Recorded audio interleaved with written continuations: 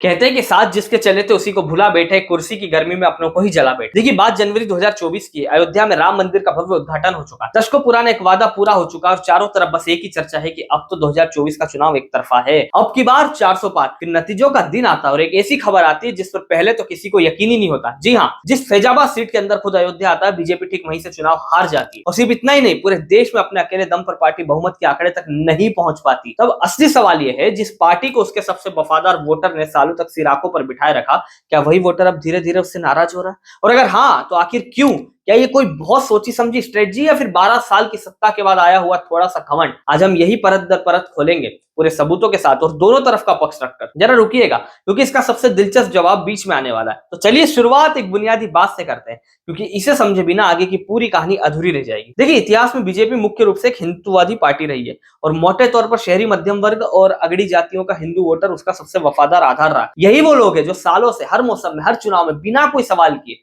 Party के साथ खड़े रहे। लेकिन पिछले कुछ वक्त से यही तबका एक अजीब सी बेचैनी महसूस कर रहा है और अभी बेचैनी सोशल मीडिया पर खुलकर दिखने भी लगी है।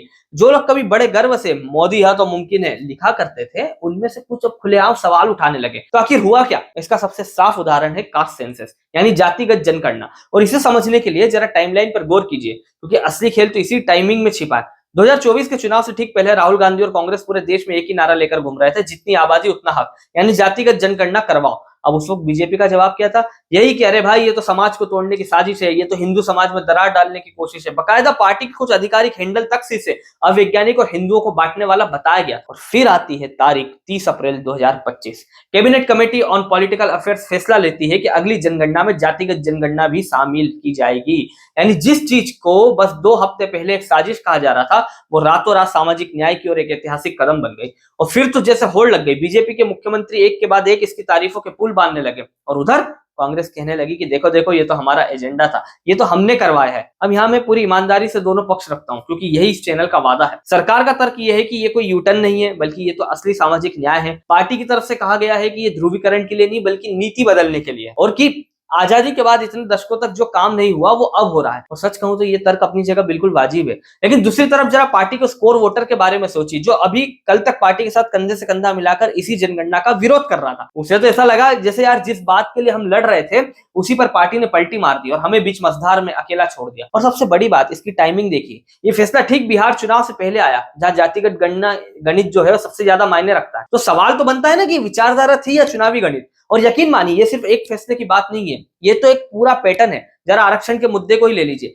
कई राज्यों में जहां बीजेपी या उसके सहयोगियों जो सत्ता में है, वहां आरक्षण बढ़ने से जुड़े कदम उठाए गए या अदालतों में उनका बचाव किया गया। यानी ठीक वही काम जिसे विपक्ष जब मांगता था तो उसे हिंदू विरोधी कहकर घेर लिया जाता था, वही काम चुनाव नजदीक आते सामाजिक न्याय के नाम पर होने लगा। और पार्टी का पुराना परंपरागत वोटर जो है वो ये विरोधाभास बड़ी साफ नजरों से देख रहा है। जब हम कहे तो वो एजेंडा हो जाता है, और जब पार्टी वही करे तो वो मास्टर स्ट्रोक बन जाता है। अब जरा यहाँ 1 मिनट के लिए रुकिए, क्योंकि आगे बात और दिलचस्प होने वाली है। मुझे आपसे एक चीज जाननी है और बिल्कुल दिल से बताइएगा, आपको क्या लगता है, ये सब एक बहुत सोची समझी चुनावी स्ट्रेटजी है या फिर 12 साल की सत्ता के बाद आया हुआ थोड़ा सा घमंड? कह रहे ये लोग जाएंगे कहां, आखिर में वोट तो हम ही देंगे? नीचे कमेंट में जरूर लिखिए। मैं सच में एक एक कमेंट पढ़ता हूं और सबसे अच्छे जवाब अगले वीडियो में उठाऊंगा। और अगर आपको ये पूरा एनालिसिस बिना किसी झंडे के दोनों पक्ष रखकर होता हुआ लग रहा है तो लाइक और सब्सक्राइब कर दीजिए। चलिए वापस आगे बढ़ते हैं। अब जरा शिक्षा की बात करते हैं, क्योंकि यहाँ तो ये टकराव और भी खुलकर सामने आया। जनवरी 2026 में यूजीसी ने कैंपस के अंदर होने वाले जातिगत भेदभाव को रोकने के लिए कुछ नए नियम अधिसूचित किए। अब देखिए, इसका बुनियादी विचार तो बिल्कुल सही है। अगर किसी कॉलेज या यूनिवर्सिटी में जाति के आधार पर किसी बच्चे के साथ भेदभाव होता है तो शर्मनाक है और उसे हर हाल में रुकना ही चाहिए। इस पर तो किसी की कोई दो राय नहीं होनी चाहिए। लेकिन असली दिक्कत नियत में नहीं थी, बल्कि जिस तरीके से नियम बनाए गए उसमें आ गई। आलोचकों का कहना है कि नियमों का ढांचा कुछ ऐसा बन गया है कि जनरल कैटेगरी के छात्रों को लगने लगा है कि उन्हें ही खास तौर पर निशाना बनाया जा रहा है। और फिर जो हुआ वो बीजेपी के लिए किसी नाइटमेयर से कम नहीं था।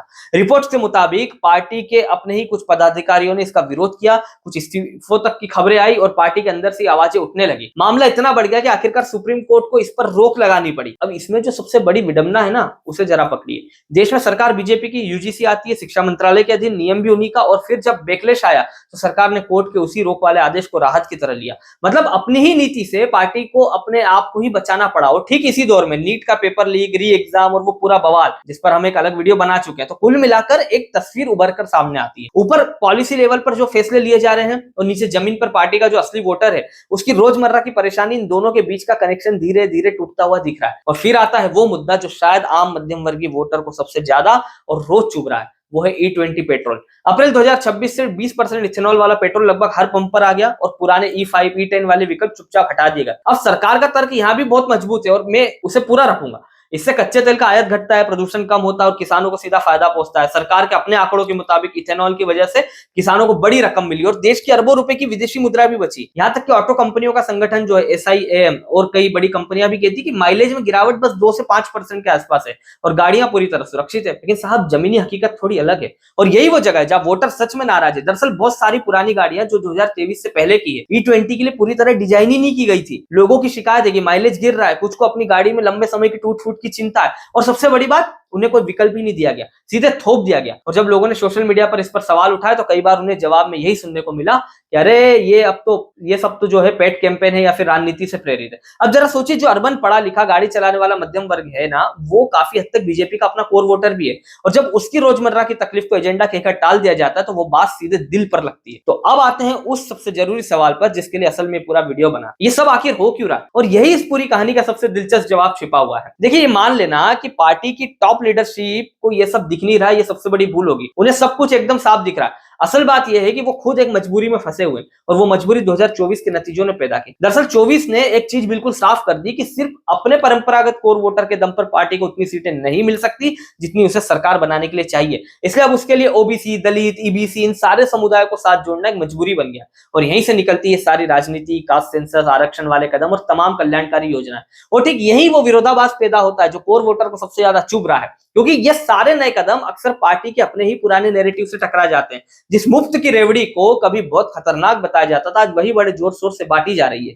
जिस कास्ट सेंसस को कभी साजिश कहा गया, आज वही मास्टर स्ट्रोक है और कोर वोटर ये पूरा टकराव बड़ी बारीकी से देख रहा है। उसे अंदर ही अंदर महसूस हो रहा है कि उसे बस जरूरत के वक्त इस्तेमाल किया जाता है और काम निकल जाने के बाद किसी और समीकरण के लिए बड़ी आसानी से किनारे कर दिया जाता है। अब यहाँ ईमानदारी की मांग है कि मैं दूसरा पक्ष भी उतनी शिद्दत से रखूं, वरना बात एक तरफा हो जाएगी। तो पहली बात, 12 साल तक लगातार सत्ता में रहने के बाद कुछ हद तक एंटी इनकम्बेंसी यानी सत्ता विरोधी नाराजगी बिल्कुल स्वाभाविक है। ये किसी भी लंबे शासन के साथ होता ही है, इसमें कोई असाधारण या हैरानी वाली बात नहीं है। दूसरी बात, कोई भी बड़ी बिग टेंट पार्टी जो पूरे देश पर राज करना चाहती है, उसे कभी ना कभी अपने कोर से आगे निकलकर नए समुदायों को जोड़ना ही पड़ता है और उस प्रक्रिया में पुराना आधार थोड़ा नाराज होता ही है। यही चीज कांग्रेस के साथ भी दशकों तक होती रही। और तीसरी बात जो सबसे जरूरी है, जिन नीतियों की हम बात कर रहे हैं उनमें से कहीं के पीछे ठोस समझदार तर्क भी है। कास्ट सेंसस को सच में सामाजिक न्याय कहा जा सकता है, इथेनॉल के अपने आर्थिक और पर्यावरणीय फायदे हैं और कैंपस में भेदभाव रोकना तो बिल्कुल ही सही है। तो हर फैसले को सिर्फ धोखा कहकर खारिज कर देना भी पूरी और सच्ची तस्वीर नहीं है। लेकिन असली मुद्दा शायद नीति है ही नहीं, असली मुद्दा संवाद। कोर वोटर की सबसे बड़ी शिकायत ये नहीं कि फैसले गलत है, उसकी असली शिकायत ये है कि जब वो सवाल उठाता है तो टॉप लीडरशिप का कोई भी बंदा सामने आकर उससे बात तक नहीं करता। बस एक गहरी चुप्पी छा जाती है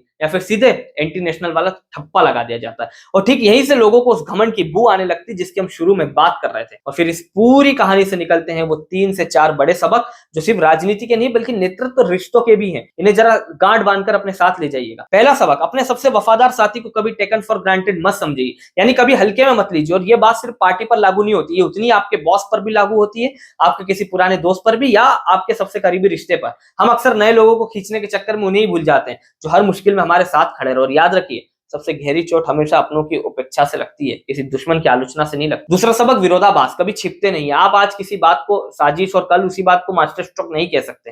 ये सोचकर कि लोग भूल जाएंगे, सोशल मीडिया के इस दौर में तो आपका हर पुराना बयान रिकॉर्ड में दर्ज है, बस एक क्लिक की दूरी पर। इसलिए जिंदगी में भी आपकी बातों और आपके कामों के बीच जितना बड़ा फासला होगा, लोगों का भरोसा उतनी ही तेजी से टूटेगा। कथनी और करनी का मेल यही असली साख होती है। तीसरा सबक, मजबूरी में लिया गया सही फैसला भी अगर बिना किसी संवाद के जबरदस्ती थोप दिया जाए तो नाराजगी ही देता है। E20 इसकी सबसे अच्छी मिसाल है। फैसला शायद सच में देश के हित में हो, लेकिन लोगों को कोई विकल्प न देना और उनकी जायज शिकायतों को एजेंडा कहकर टाल देना उसी अच्छे फैसले को जहर बना देता। याद रखिए, लोग बदलाव से नहीं डरते, वो बिना पूछे जबरदस्ती थोपे जाने से चिढ़ते हैं। और चौथा सबसे बड़ा सबक जो असल में लोकतंत्र का ही बुनियादी नियम है, आप कितने भी ताकतवर क्यों ना हो जाए, आप अपने वोटर को हमेशा के लिए हल्के में नहीं ले सकते। जिस जनता ने आपको अपने कंधों पर बिठाकर शिखर तक पहुंचाया, वही जनता अगर उसे एक बार लग गया कि उसकी अनदेखी हो रही है तो वो पूरा पराठा पलट भी सकती है। और किसी एक पार्टी के लिए चेतावनी नहीं है, ये हर उस सत्ता के लिए एक आईना है जो आज है या कल आएगी। फिर इस कहानी का अंत क्या है? सच बताऊं तो अभी कुछ भी तय नहीं है। आगे चलकर ये दबाव और भी बढ़ सकता है, क्योंकि जैसे ही कास्ट सेंसस का डाटा सामने आएगा, आरक्षण और बढ़ाने की मांगे उठेगी, और हो सकता है वो मांग प्राइवेट सेक्टर तक भी पहुंच जाए, जिससे कोर वोटर खुद को और सिकुड़ा हुआ महसूस करे। और दूसरी तरफ विपक्ष, खासकर कांग्रेस, युवा और जाति के नैरेटिव पर धीरे धीरे अपनी जमीन जो है वो बनाती दिख रही है। पर एक बात ये भी याद रखिए, भारत की सियासत में कोई भी पार्टी कभी पूरी तरह फिनिश नहीं होती, और मजबूत संगठन बड़े बड़े झटके भी झेल कर वापसी जो है वो कर लेते हैं। लेकिन इन सबके बीच एक बात बिल्कुल साफ है, और वो किसी एक पार्टी से कहीं बड़ी है। ये पूरी कहानी असल में हम मतदाताओं की ताकत की कहानी है, कि इस लोकतंत्र में आखिर मालिक कोई नेता नहीं बल्कि जनता है। सरकारें हमारी चौकीदार है, हम उनके नहीं है। और जिस दिन कोई भी सत्ता ये बुनियादी बात भूल जाती है, समझ लीजिए उसी दिन से उसका पतन शुरू हो जाता है, फिर चाहे वो कोई भी पार्टी हो, किसी भी दौर की। और आखिर बात, बिल्कुल दिल से, ये वीडियो ना किसी पार्टी के खिलाफ है, ना किसी के पक्ष में है। ये तो उस रिश्ते के बारे में जो हर सरकार और उसके वोटर के बीच होता है, क्योंकि सवाल पूछने वाला कभी दुश्मन नहीं होता। सवाल पूछने वाला ही तो असल में इस लोकतंत्र को जिंदा रखता है। और जिस दिन हमने सवाल पूछना बंद कर दिया, उसी दिन से जवाब मिलना भी बंद हो जाएगा। तब आप मुझे बताइए, ये सब एक सोची समझी स्ट्रेटजी है, या फिर सत्ता का घमंड? और क्या बीजेपी सच में अपने कोर वोटर से दूर जा रही है, या ये बस 12 साल की स्वाभाविक नाराजगी है? कमेंट सेक्शन में आपकी राय का इंतजार रहेगा, और मैं वादा करता हूं कि जरूर पढ़ूंगा।